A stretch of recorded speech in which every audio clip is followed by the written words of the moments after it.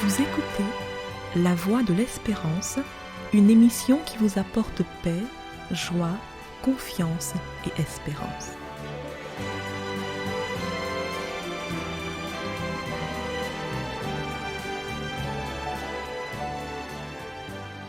Bonjour la Guyane et bonjour à tous depuis la Guyane. Pour que la solitude ne nous envahisse pas, prions. La solitude est l'état de quelqu'un qui est seul, momentanément ou habituellement. La solitude engendre d'importantes souffrances chez celles et ceux qui la subissent plutôt qu'elles ne la choisissent.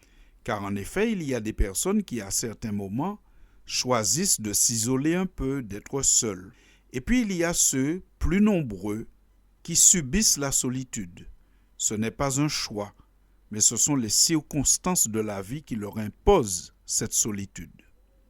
Souvent, lorsqu'on vit des situations difficiles, on se retrouve tout seul, abandonné à notre réalité. On n'a à ce moment personne vers qui se tourner pour nous venir en aide. On se sent un peu comme délaissé face à des situations de la vie qui ne sont pas agréables. Cette solitude, elle est pesante, elle détruit, elle fait mal. Dans notre état, on pense être totalement rejeté. Mais en réalité, ce n'est pas le cas, ou ça peut ne pas être le cas. Dépend de notre choix. Parce que Dieu est là dans nos moments les plus sombres. Lorsqu'on est livré à nous-mêmes, lorsqu'on se sent seul, abandonné, isolé, Dieu promet d'être là. Lui, le Seigneur, il demeure proche de nous, en dépit du fait qu'on ne le voit pas. Il est présent. Un des plus grands bienfaits de la prière, c'est d'abord cette intimité croissante qui se développe avec Dieu pour celui qui prie. Lorsqu'on prie, on entre en communication avec une personne réelle, aimante et agissante, certes qui n'est pas visible, mais qui est réelle et dont on ressent la présence de manière claire, parce que la présence de Dieu est une réalité pour celui qui a la foi. Dieu est donc celui qui ne nous abandonne jamais, celui qui ne nous laisse jamais seuls. Dans le psaume 27 et au verset 10, quelqu'un en a fait l'expérience en disant « Car mon père et ma mère m'abandonnent, mais l'Éternel me recueillera. » Fin de citation. Il est vrai que parfois père et mère peuvent nous abandonner, soit volontairement ou soit parce qu'ils ne peuvent pas être à côté de nous, séparés qu'ils le sont par la distance ou autre chose. Mais Dieu, lui, ne nous abandonne jamais. Il n'est jamais empêché d'être à côté de nous, sauf si nous ne voulons pas de sa présence. Dieu dit encore, par l'intermédiaire du prophète Ésaïe, au chapitre 41, au verset 10 de son livre, « Ne crains rien, car je suis avec toi.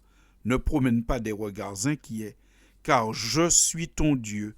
Je te fortifie, je viens à ton secours, je te soutiens de ma droite triomphante. » Fin de citation. Cette parole, c'est la promesse de Dieu, la promesse d'une présence agissante en tout temps et en toutes circonstances pour qui en a besoin. Lorsque le Christ est venu sur terre, durant le temps de son incarnation, il a croisé bien des gens qui se sentaient seuls et il a apporté des réponses à leur solitude. Nous en avons un exemple dans l'évangile de Matthieu au chapitre 8, lorsqu'un jour Jésus croise un lépreux. À cette époque, les lépreux étaient renvoyés de leur famille, de leur maison. Ils devaient vivre dans des lieux isolés. Les lépreux ne restaient qu'avec les lépreux ou que seuls. Un lépreux était parfois même considéré comme mort. Il était traité même plus mal qu'un animal, puisque l'animal, on s'approche de lui pour lui donner à manger, alors que le lépreux, soit on devait lui lancer la nourriture à distance, ou poser la nourriture, et le lépreux devait attendre que le généreux donateur s'en aille pour venir prendre la nourriture. Le lépreux souffrait d'une solitude incroyable. Et pourtant, un jour, Jésus croise un lépreux. Matthieu nous raconte la scène dans son évangile au chapitre 8. Au verset 2, nous lisons « Et voici, un lépreux s'étant approché, se prosterna devant lui et dit, « Seigneur, si tu le veux, tu peux me rendre pur. » Fin de citation. Le lépreux, il est déjà content dans l'histoire que quelqu'un se laisse approcher par lui. Ça, c'est déjà pour lui certainement une grande joie et une grande bénédiction. Il y a quelqu'un qui lui permet de s'approcher de lui.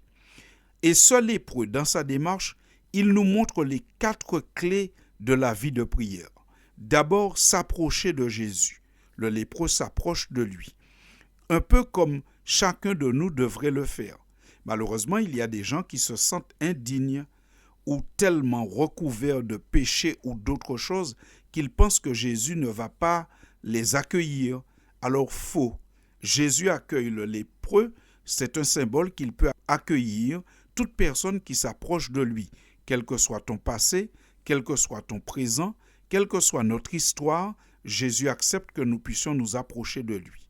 La deuxième chose que fait cet homme, il se prosterne devant Jésus.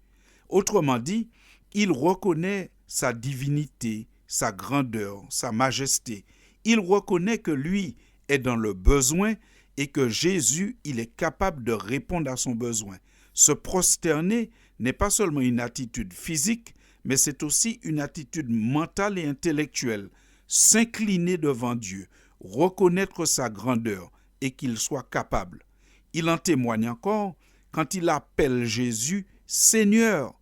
Il l'appelle Seigneur parce qu'il reconnaît sa grandeur, sa puissance, sa capacité à faire des choses.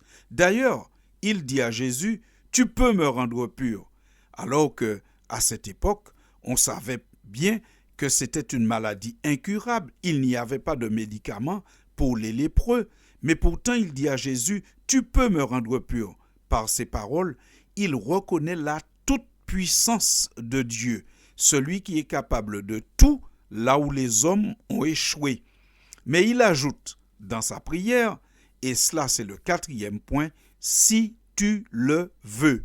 Celui qui prie est soumis à la volonté de Dieu. Alors résumons-nous. D'abord, il s'approche de Jésus. Deuxièmement, il se prosterne. Il reconnaît que lui, il est limité, fini, mais que Jésus est la personne divine devant lui qui mérite son adoration et qui est beaucoup plus grand que lui. Il reconnaît la toute-puissance de Dieu en appelant Jésus Seigneur et en lui disant « Tu peux me rendre pur ». Mais enfin, il se soumet à la volonté de Dieu dans sa requête, si tu le veux. Alors, chers amis auditeurs, voici quelque chose qui pourrait nous faire du bien et nous aider. Il est vrai que nos parents, nos amis peuvent nous abandonner, ne pas être disponibles quand nous avons besoin d'eux. Mais Dieu, il est disponible en permanence. Il ne sommeille ni ne dort, dit la Bible en parlant de Dieu. Il est toujours disponible. Il peut accueillir, il peut nous accueillir tous en même temps.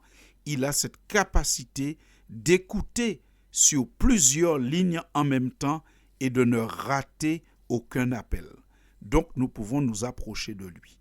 Nous approcher de lui avec humilité, en nous prosternant physiquement, et si cela n'est pas possible physiquement, mais en tout cas, nous prosterner intellectuellement, mentalement, devant celui qui est plus grand que nous. Reconnaître sa toute-puissance.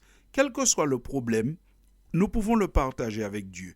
Il est capable, il peut, il est tout-puissant, en étant soumis à sa volonté. Si tu le veux, et c'est là le secret de la prière, parce qu'en réalité, chers amis de la Voix de l'Espérance, Dieu répond toujours à nos prières. Alors pas forcément ce que nous avons envie d'entendre, mais Dieu répond toujours, il donne toujours une réponse. La réponse est toujours pour notre bien et selon sa volonté. Et parfois ce qui nous contrarie dans notre démarche de prière, c'est que Dieu n'a pas donné l'exacte réponse à ce que nous avons demandé. Mais si c'est cela, cela signifie que nous ne nous sommes pas prosternés, que nous ne sommes pas inclinés, parce que quand nous nous prosternons et nous inclinons, c'est parce que nous le reconnaissons comme plus grand que nous. Et s'il est plus grand que nous, il sait mieux que nous ce qu'il convient de nous donner, ce qui convient pour notre bonheur. Aussi, prions pour que la solitude ne nous envahisse pas. On parle parfois de gens qui sont seuls dans une foule, de gens qui sont seuls au milieu d'une grande assemblée. Là, on peut être entouré de personnes et se sentir seul. Mais Dieu, lorsqu'il est avec nous, la Bible dit qu'il est autour de nous et qu'il est en nous.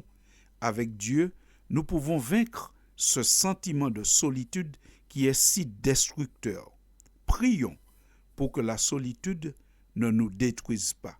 En faisant cette expérience pendant toute la semaine, je suis sûr que vous pourrez en tirer un grand bienfait. C'est pourquoi j'aurai plaisir à vous retrouver la semaine prochaine pour une nouvelle édition, en vous remerciant pour votre attention. À bientôt, chers auditeurs. C'était La Voix de l'Espérance, une émission préparée par l'Église adventiste du 7e jour.